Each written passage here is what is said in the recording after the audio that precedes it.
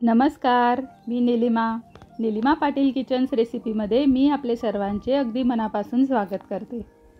उन्हाळा सुरू झाला म्हणजे आपली उन्हाळी वाळवण करण्याची घाई सुरू होते। उन्हाळी वाळवणामधीलच एक पदार्थ तो म्हणजे बिबडे। बिबडे हे गहू, ज्वारी, मका, बाजरी या धान्यांपासून केले जातात। जेवणासोबत बिबडे हा पापडाचा प्रकार असला तर जेवण अगदीच छान जातं। म्हणून आज आपण इथे बनवणार आहोत पापडाचा एक प्रकार, तो म्हणजे बिबडे। पण त्या अगोदर तुम्ही आपल्या चॅनलवर नवीन असाल तर आपल्या चॅनलला सबस्क्राइब करून घ्या, जेणेकरून आपल्या रेसिपीचे नोटिफिकेशन तुम्हाला सर्वात अगोदर येईल।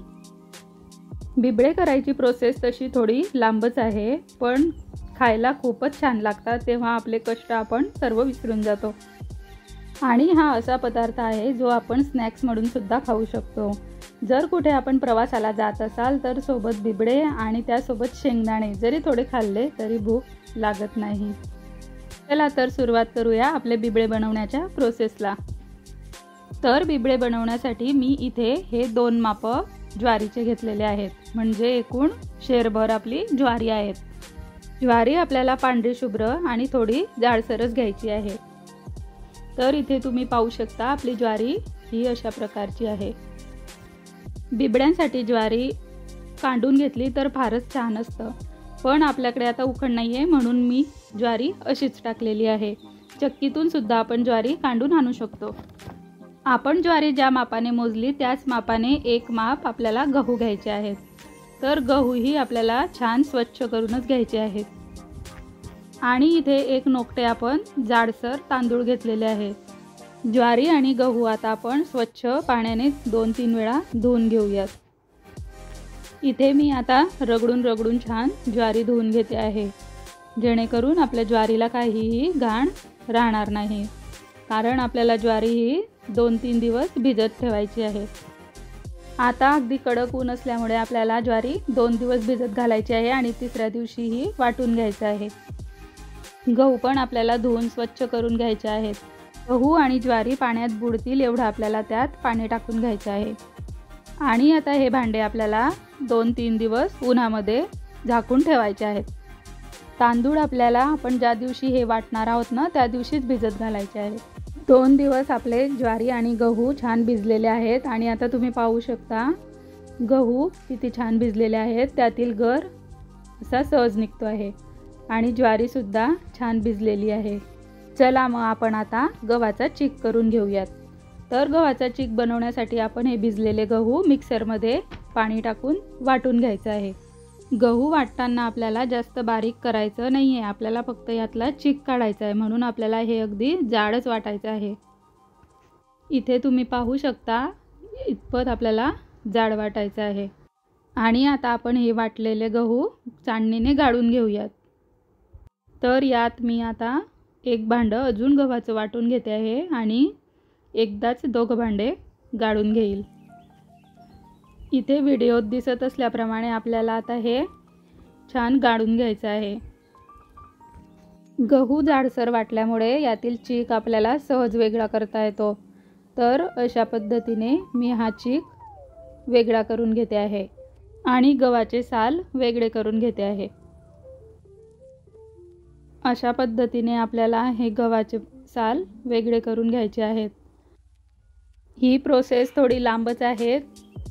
गव्हाच्या कोंड्यामधून आपल्याला हा चीक अशा पद्धतीने बाहेर काढायचा आहे। तर आपण अशाच पद्धतीने हा सर्व कोंडा चिकापासून वेगळा करून घेऊयात। कोंड्यामध्ये सुद्धा गव्हाचा चीक थोड्याफार प्रमाणात शिल्लक असतोच, त्यामुळे आपण हा चीक सुद्धा पाण्याने अजून स्वच्छ धुवून घेऊयात। अशाच पद्धतीने आपल्याला या गव्हाच्या कोंड्यामधील सुद्धा चीक बाजूला करून घ्यायचा आहे आणि जो चीक राहिलेला आहे तो आपल्याला गाळून घ्यायचा आहे। हा चीक आपण परत एकदा एका कापडाने गाळून घेऊयात, जेणेकरून आपला हा गव्हाचा चीक पांढरा शुभ्र तयार होईल आणि यात गव्हाची ताम अजिबात जाणार नाही।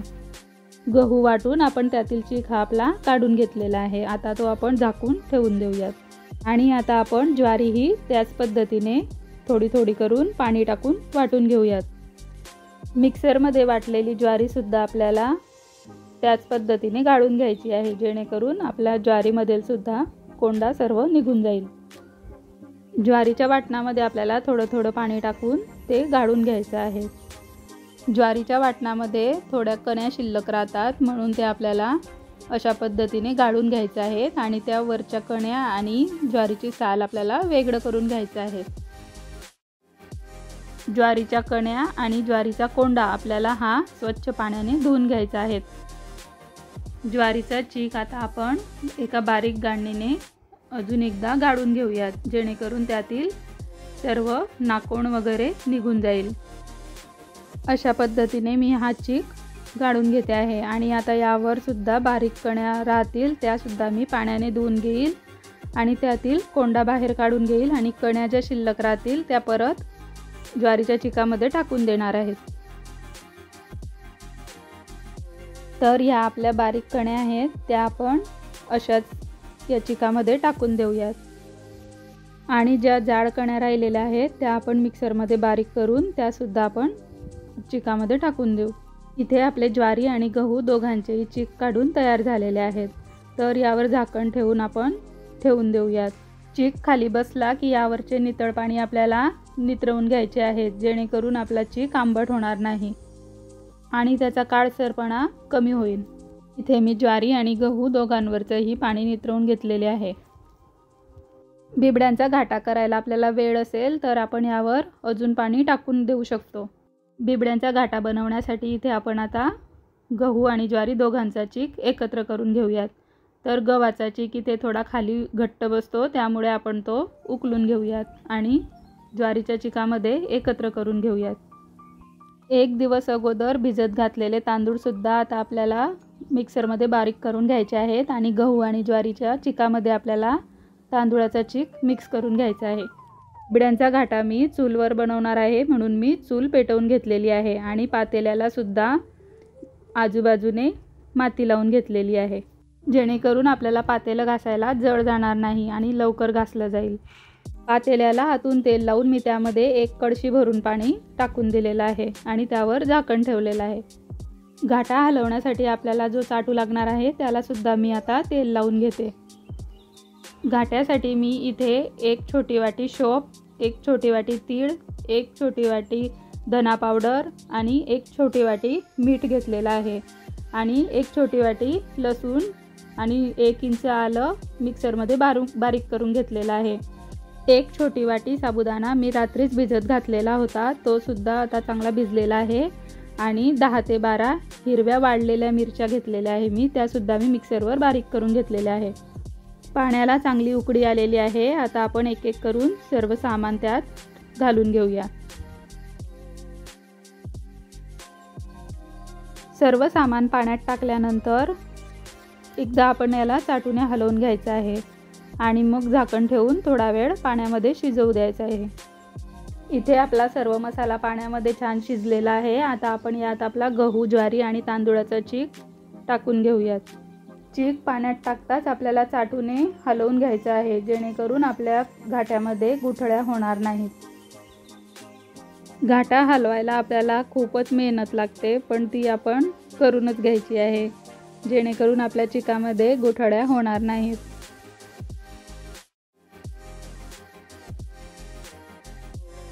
घाटा जास्त घट्ट झालेला असेल तर आपल्याला इथे गरम पाणी थोडं थोडं करून टाकून घ्यायचं आहे. याच पद्धतीने आपल्याला घाटा छान घेरून घ्यायचा आहे आणि हलवत राहायचं आहे. पाणी कमी वाटत असल्यास पाणी टाकायचं आहे. एवढा घाटा भरायला आपल्याला अर्धा तास तरी अंदाजे लागतोच. इथे तुम्ही पाहू शकता आपला घाटा किती छान चिकन झालेला आहे, त्यात एकही गाठ झालेली नाही आहे. घाट्याचा दाटसरपणाही अगदी परफेक्ट असा झालेला आहे, जास्त पातळही नाही आणि घट्टही नाही आहे. तर बिबडे थापायला आपल्याला असाच घाटा आवश्यक आहे. या घाट्यामध्ये ज्वारीची बारीक कणी असते, त्यामुळे आपल्याला घाटा शिजायला जास्त वेळ लागतो. घाट्यावर झाकण ठेवून आपल्याला थोडा वेळ असाच शिजू द्यायचा आहे. इथे आपल्याला कमी आचेवरच आपला घाटा शिजू द्यायचा आहे. तर आपला घाटा हा किती छान झालेला आहे हे तुम्ही पाहू शकता आहे. आणि अशाच पद्धतीने आपल्याला झाकण ठेवत जायचं आहे घाट्यावर आणि 10 ते 15 मिनिटांनी झाकण काढून परत आपल्याला हलवत जायचं आहे. तर अशा रीतीने आपल्याला हा घाटा 1 तास तरी शिजू द्यायचा आहे. घाटा चांगला शिजलेला असला तर आपले बिबडे चांगले होतात. नाहीतर घाटा जर कच्चा राहिला तर आपल्या बिबड्यांना टिचा जातात. त्यामुळे आपल्याला घाटा थोडा जास्तच वेळ शिजवून घ्यायचा आहे. इथे तुम्ही पाहू शकता आपला घाटा किती छान शिजतो आहे आणि छान गोळासुद्धा झालेला आहे शिजून. तर इथे आपला हा घाटा शिजून तयार झालेला आहे. आणि आता आपण बिबडे थापण्यासाठी एका छोट्या पातेल्यात घाटा काढून घेऊ. पातेल्यामध्ये घाटा काढत असताना आपल्याला अगदी काळजीपूर्वक काढायचं आहे, कारण घाटा खूप गरम आहे. मी घाट्याला हिरव्या कोरड्या मिरच्या वापरल्यामुळे घाट्याला अगदी पांढरा शुभ्र कलर आलेला आहे. जर आपण घाट्याला इथे लाल मिरच्या वापरल्या कोरड्या तर आपला घाटा लाल होईल. त्यामुळे आपल्याला हिरव्या कोरड्या मिरच्या वापरायच्या आहे, नाहीतर मग पिवळ्या वाळलेल्या मिरच्या वापरायच्या आहे. बिबडे थापण्यासाठी इथे मी एका ताटावर एक रुमाल ठेवलेला आहे आणि त्याला थोडं पाणी लावून घेतलेलं आणि त्यावर थोडा घाटा टाकून तो घाटा सर्व रुमालाला अगोदर लावून घेतलेला आहे. आणि आता त्यावर घाट्याचे 2 चमचे घेते. घाटा खूप गरम असल्यामुळे आपल्याला एका छोट्या पातेल्यात थंड पाणीसुद्धा घ्यायचं आहे आणि बिबडे थापताना आपल्याला हाताला पाणी लावून मग बिबडे थापायचे आहेत, कारण आपला घाटा खूप गरम आहे आणि आपल्याला गरम गरम घाट्याचेच बिबडे थापायचे असतात. अशा पद्धतीने आपल्याला एकेका ताटावर एक एक बिबडे थापून घ्यायचे आहेत.